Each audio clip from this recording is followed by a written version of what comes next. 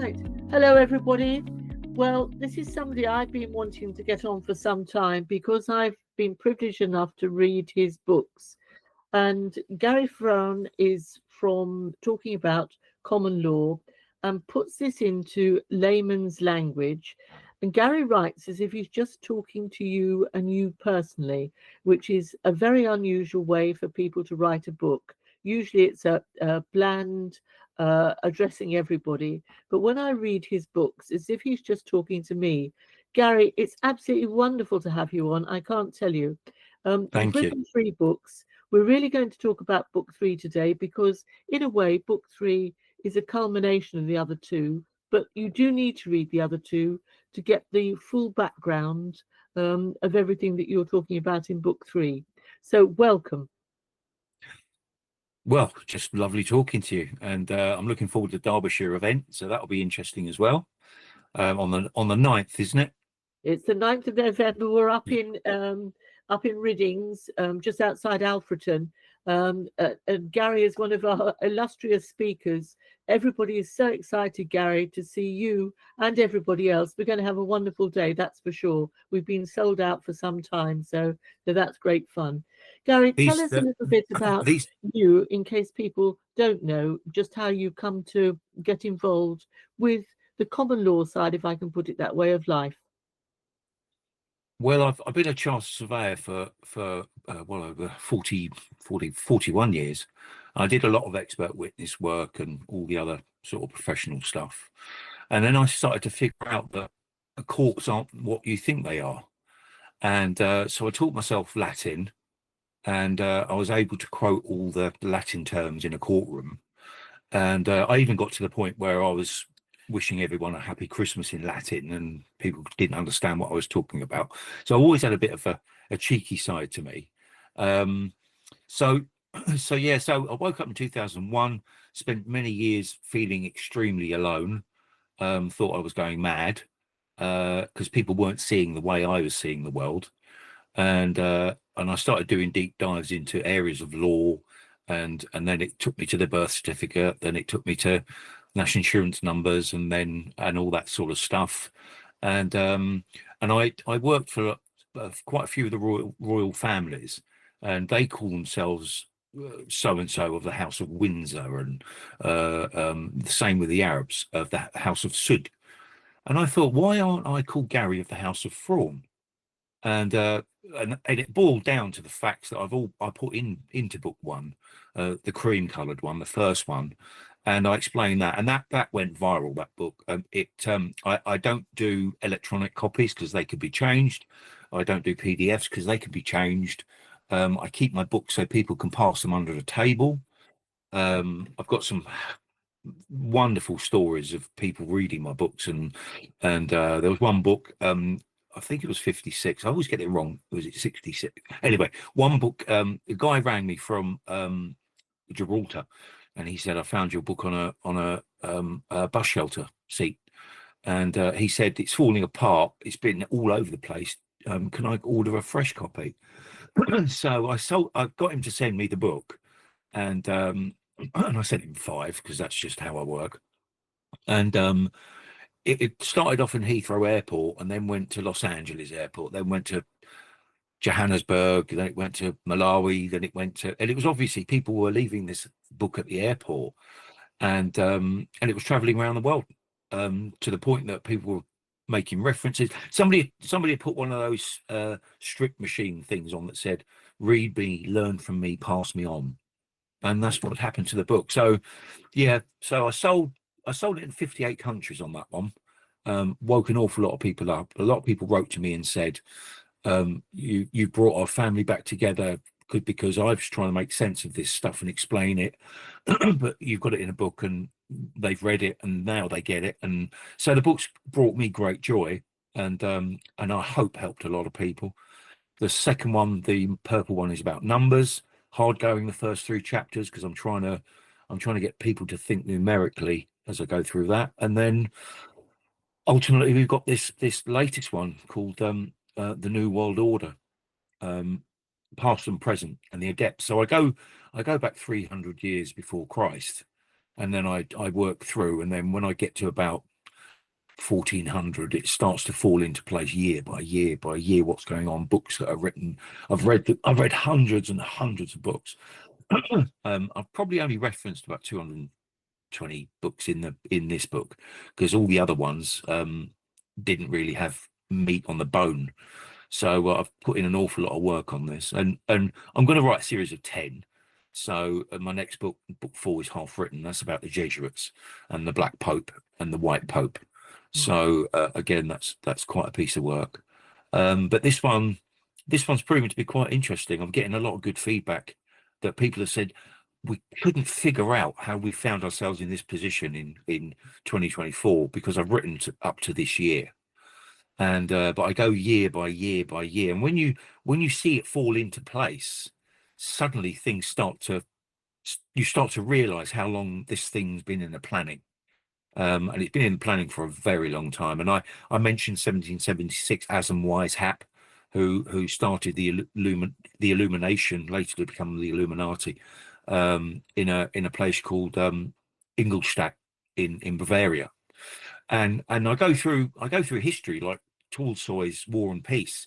I include everything from literature through to science, through to the law, year by year, the World Economic Forum, and all the other groups that are behind them, which are CFR, which you probably know about. I do indeed. And yeah, and even with the literature, War and Peace by Tolstoy was all about the protagonist trying to set up. He was a Freemason, but he was trying to set up the Illuminati in Russia. That's what the story's about. It was the best of years, it was the worst of years. And if you take Mary Shelley's Frankenstein, she wrote. Let me just have a quick look at the book. I can't remember the year now. Mary Shelley, 1816. Mm-hmm. 1816. Now, she wrote a story about a monster that was created against God and religion, known as Frankenstein. But Frankenstein was really the guy who created the monster.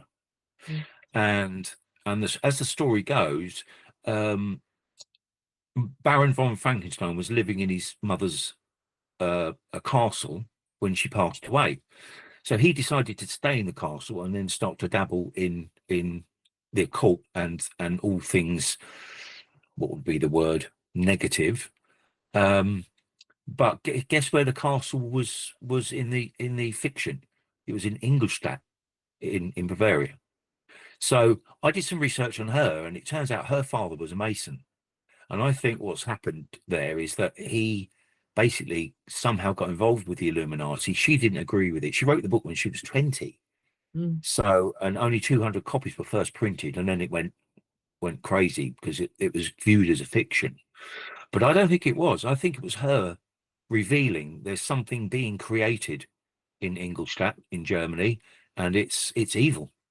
And so I go through all these different aspects of history, year by year. And when you do read it, it's quite chilling. When you get to the end of chapter 1, you think, what fools we've been. We've been asleep at the wheel. You know, people like you and I don't think there are people out there that can be that evil. Well, let me tell you, there are, and they are, and they're here. Adam Weishaupt wrote in 1776, hide, conceal, when ready, reveal. And he also said 2 years later, when we arrive, we'll arrive on a sea of blood. Well, I think in my conclusion, I'll reveal this. I think it's become a sea of contaminated blood, because I write about the interventions and all the rest of it. And I explore that heavily in book two, the purple one. I've got a section on the C virus. And you go through that, and then you realize, whoa, this really is I think it's a spiritual and intelligence test. That's what's happened. And a lot of us that saw it happening before our eyes, when I saw people dropping to the floor in China, I thought, wow, I know exactly what's coming here. And so I ran to and fro trying to wake people to what was going on. I succeeded with quite a few.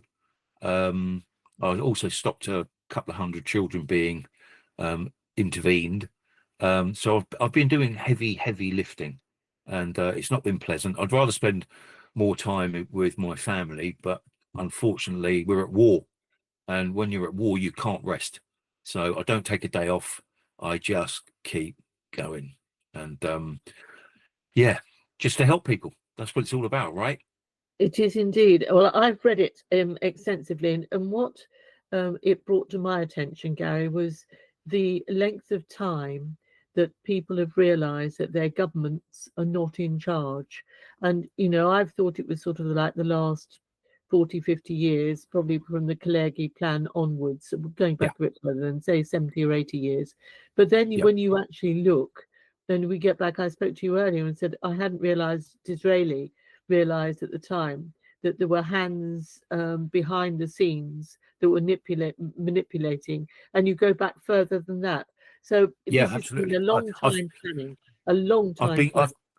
I've quoted him, and the first statement he made was basically warning us about the Illuminati that existed in Italy. But as I say, the book is I think the book is it'll be there for people to see long after I'm gone, that how we arrived at this mess, Mm. and with the digital currency issues that are coming down the pipe.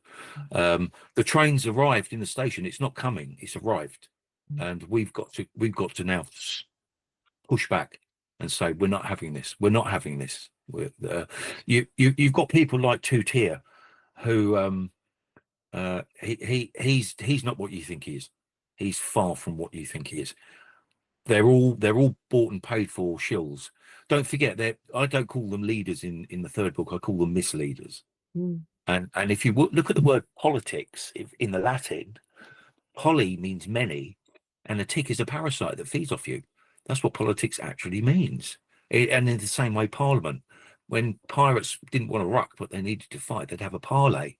And ament is an old Hebrew word for lying. Parliament means talking lies. It's there for you to see. You just need to be shown. And once you see it, you start to see things in a very different way.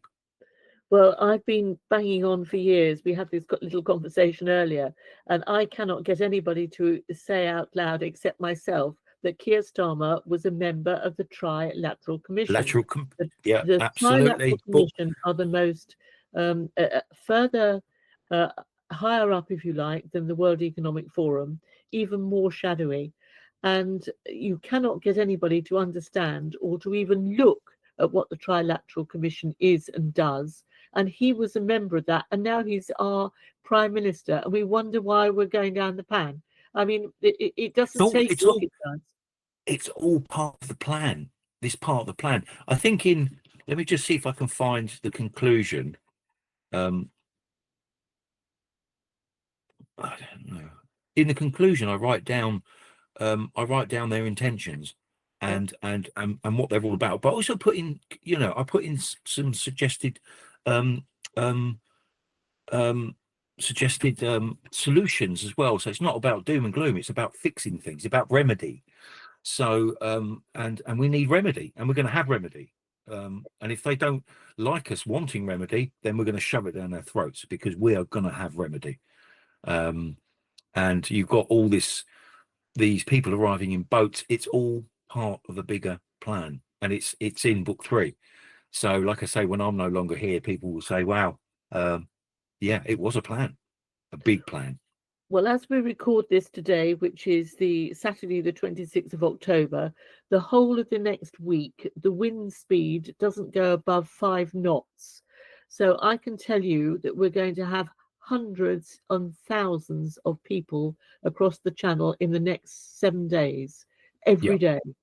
yeah, yeah, day on day. But it's part of the plan. It's part of their plan. They want to remove our nation state as we are, the lumpen proletariat of this nation, and replace us. That's what's going on. And don't forget that the government is trying to say that they want to push them back to their countries, but they can't because of the Human Rights Act. Well, if they remove the Human Rights Act from the UK and then they say we're going to push them back, which they won't, then we lose our human rights as well under that act. Having said which, of course, Gary, we had better human rights. When you look at the legislation that's come out of the EU, much of what we had in our own legal system was watered down and reformed over on the other side. Our human rights have always been fairly well protected in this country under our own legislation. This is European legislation, and as I said to you, in many cases, our own legislation was watered down, producing the new European legislation. So I'm not worried about that at all, because once we've got the sovereign power back in this country, then it's up to us to sort it out, to make sure that everything does go according to as it should. So we're the sovereign people, not the people that are sitting in Parliament. We're sovereign, not them, and we make sure by our own command, really, and I don't mean by war and by fighting, but we just say no, it is going to be done this way, and we start at the bottom and we work up, and we stop all this that is going on at the moment. But we have to start from the bottom, I think, and work up. It's no use expecting the top to help us. I think we start on all levels at the same time. We just resist. We just resist. No means no, right? No doesn't mean maybe. No means no, and that's it. There's no coming back from that. They're doing everything they can to ignore us because, as I said, it's part of the plan. But when you see the plan in place, with it, I mean, you're nowhere near the conclusion of book 3 yet, are you? You're still sort of halfway through or whatever. No, I've completed book 3. Oh, you did? It's book 2 I struggled a bit with. Right. And with other work as well, but I'm going back now to do book 2. No, book 1 and book 3 I've read completely, and sort of several times. It's book 2 that I've got to go back and really tackle.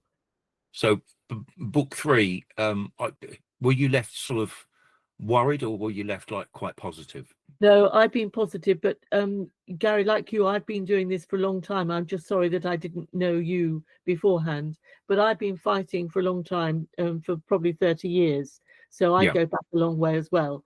And so much of what you say is just revision. The bit that was different for me was learning about common law and about who I really, really am, as opposed to the fiction that you think you are. That was the bit that was different for me. But the actual pushback against, I mean, I've been fighting for Brexit for nearly 30 years, so and I've got a good knowledge of what has gone on. And when I'm very pleased in one way that COVID did come about, because I was on top of Event 201 as it was happening, so it was no surprise to me in 2020 what was going on, because I knew what was coming. And also, I think that was a good wake-up call. I think that helped us. It didn't help many people who sadly are pushing up daisies now, and a lot of people, that was very sad. But it has woken an awful lot more people up, and for that, I'm quite grateful. Well, when you realise what person actually means, and you know the difference between an English dictionary and Black's Law Dictionary, which I explained many years ago. I mean, I'm probably going back now, 20 odd years that I was explaining to people, and people looked at me as if I'd lost the plot.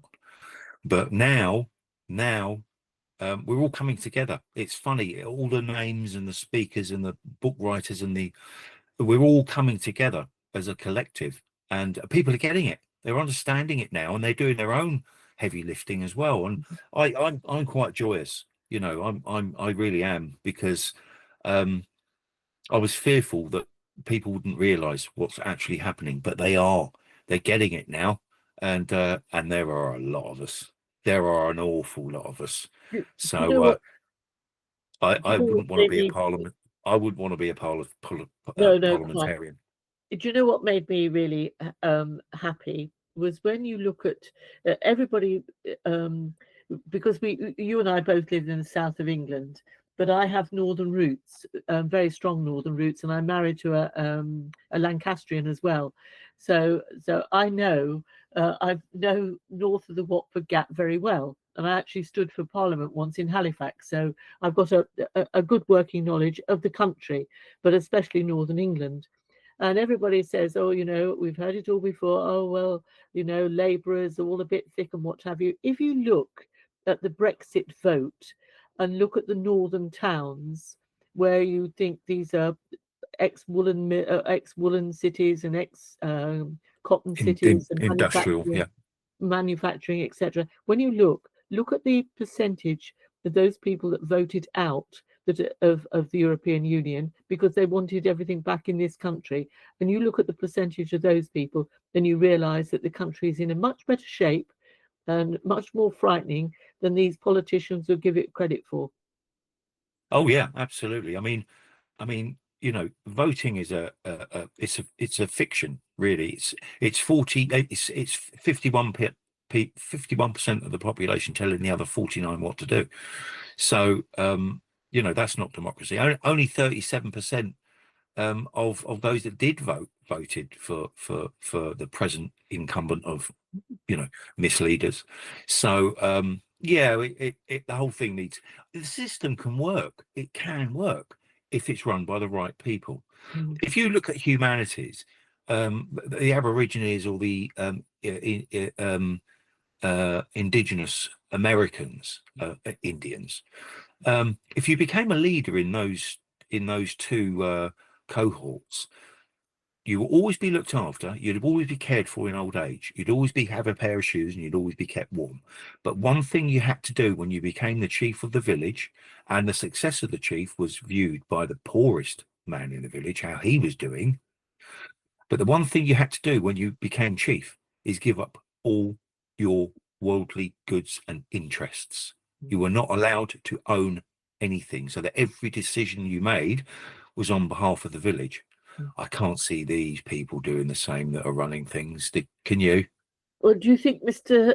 Or Sir Keir Starmer will give up his two-tier? Will give up his suits? Do you think he was going to go around starkers or with a loincloth on? I don't think so.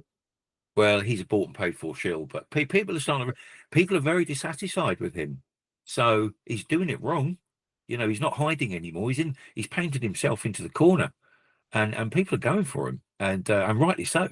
And as far as the other maniacs in charge, they can't even do numbers. You know, they can't get their numbers right. We wouldn't be in debt at all if we just brought in a new Bradbury pound. We'd end debt within 6 days. It'd be over, be done. We wouldn't have to lend money from anyone. We wouldn't have to deal with the world banks. We would have a national bank and create money for ourselves based on gross domestic product, GDP. So when they say we've got a black hole of whatever ductarian credits that they're talking about, because they're just tokens, it's not money. Yeah, it's all a fallacy, just to squeeze and tax people more and more and more, which is part of the plan. So, but we're on to them. We're on to them. And when you look at taking away the fuel allowance to the pensioners, which is absolutely dire, there's two ways of looking at this. First of all, you won't need so much electricity if people aren't turning everything on. And I was talking to somebody earlier this week who said that approximately 5 days ago now, the national grid was 3 hours away from being turned off because they were in such trouble. Now so you've got the old age pensioners now too scared, and other people too frightened to put the electricity on, so that keeps it down one way. And the second thing is, if you look at the depopulation agenda, which is driving all this, Keir Starmer himself said earlier this year, I think it was in January, that at least 4,000 pensioners would die if fuel tax allowance was taken away. Now, if that happens, if one person dies of the cold because they haven't had their fuel allowance, I suggest that's premeditated murder. Oh yeah, absolutely. But then you've got to look at how the law is all twisted. I helped the big tower block in London, Grenfell. I helped some of the families because basically, if you remember the Hillsborough disaster, there was 96 that were crushed in that stadium disaster. Mm. Now, 96 is a very interesting number because there are two things that will trigger a an inquest. One is a murder, and the other one is 100 deaths. Now, I know for a fact more than 100 perished in that awful event, recent event. So what they do is they have a public inquiry, public inquiry, public inquiry, public inquiry, because a public inquiry is um, from when the event took place to the aftermath. An inquest is from before the event took place up to the event. The government don't want public inquests. They're desperate not to have inquests. And why 100 deaths? One death should be enough to have an inquest. So no, that they've done the numbers on us to stop us getting justice. And really, it's just us, and we're not part of the us as far as they're concerned. But it's coming. It's coming. You're like me. I've always looked for. I think we should learn from the past, but I've always looked forward, and I've always looked forward with hope and with pleasure, really. And I'm looking forward. I find this very exciting, and to have you up in Derbyshire on the 9th of November with everybody else. Although I've always said this, Gary, although the subjects are very serious, we do so much with a smile and with a little bit of humour, which gets everybody jigged up and sends people out with the right note. And all our events, all our speakers will tell you what the problem is and then give you a solution. Yeah, That is what yeah, my whole aim is yeah. the solutions. We that much about the problem and then amass about the solution, which is what we have to do. Well, don't forget to smell the flowers every day. You know, don't forget to not enjoy walking the dog. Don't forget all the pleasant things in life. Don't forget to do those, because these things can get really on top of you. And if you're in an isolated situation, which I was for years, I'm not anymore. I'm surrounded by some beautiful people now. Hold fast. Just hold fast. I've given a tribute to those that are. I don't like the use of the word of unveed. I like the word, because unwell, unhelpful, unwise, unwanted. Un is a very negative word. I prefer alcohol free, drug free. So I'm V free. And on my medical documents, when they tried to put me down as that, I said no, it's V free. And I Yeah. said, that's what you're going to put down. And I've done it. And I recently I broke 3 fingers, and I had to go to the hospital. And they said, have you had? And I said, no, I'm V free, and I want you to put that down. So we just, Joe's little bits of pushback, those tiny bits of pushback all the time, and view it with joy. It's like you're a lucky one. You've realised what's going on, and a great time to be alive. Marvelous time to be alive, because the And next few years are going to be really interesting. And haven't we met some nice people along the way? And we've lost people that we thought were friends who have thought that certainly they think I've grown 2 horns and a tail and have gone off the scale, including family as well, I'm afraid to Yeah, say. yeah, But yeah, yeah. slowly but surely, it's funny how people are just starting to, some are just starting to come round a bit now. And Well, so slowly but surely. I because I sell the books. All my books are garyfraughen.co.uk, Fraughen, and I physically have to post them every day. You know, so I have to go to the post office. The conversations in the post office are nothing like they were 2 years ago. The conversations are quite frank and open, and people are happy to talk about it. And these people have painted themselves into the corner. They're in a lot of trouble, an awful lot of trouble. I wouldn't want to be them. No, especially people that are supposed to be there to protect us, like the Medical Health MHRA Regulations Agency, Dr. June Yeah, Rain, these sort of people. yeah, They're all in our sights, as they say. yeah. I mean, the red card system was a complete cover up anyway, wasn't it? So it's all that was in book 2. So yeah, it's Yeah, amazing time to be alive. But I'm so happy that that I made it this far. Let's put it that way. It was a very difficult time for many years, but my work, the amount of this latest book has sold into 59 countries. The most recent one was Iceland. I mean, that many countries, people are realizing there's a huge problem.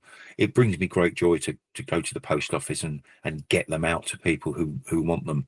Um, the post is getting quite ridiculous too. I've got a lot of followers in Canada, New Zealand, Australia, and the post is becoming quite prohibitive because my books I keep them so thin, so the font size can be quite small in book two. Book one, though, it was larger. Book three, it's between the two, because with the post, if it jumps from a large letter to a small package, it costs another £3 to post. Well, I can't ask people to pay that. So yeah, I just do my best with what broken tools I have, and I seem to be doing okay. You look okay to me. I can't tell you what a how much a privilege it is to have you on, and b to have you up in Derbyshire. But after we've done Derbyshire, Gary, we'll have you back on again to go Yeah, in depth, especially to talking about the legalese and Black's law and the difference when you go into court, because this is what fools so many people, and where they fall down at the first hurdle in court by not it's not a court. understanding. It's not a court. It's an administrative hearing. And don't forget, to pass the bar means that you can navigate your ship where there's sandbars, so you don't run aground. When you start to realise all this stuff, suddenly things start to make real sense of it. So don't live in fear. Drop the fear. It's a different vibration. Drop the fear completely, because then you won't be thinking straight otherwise. So yeah, yeah. But I'm really looking forward to meeting another bunch of beautiful people in Derbyshire. That's fantastic, Gary. Thank you very much indeed.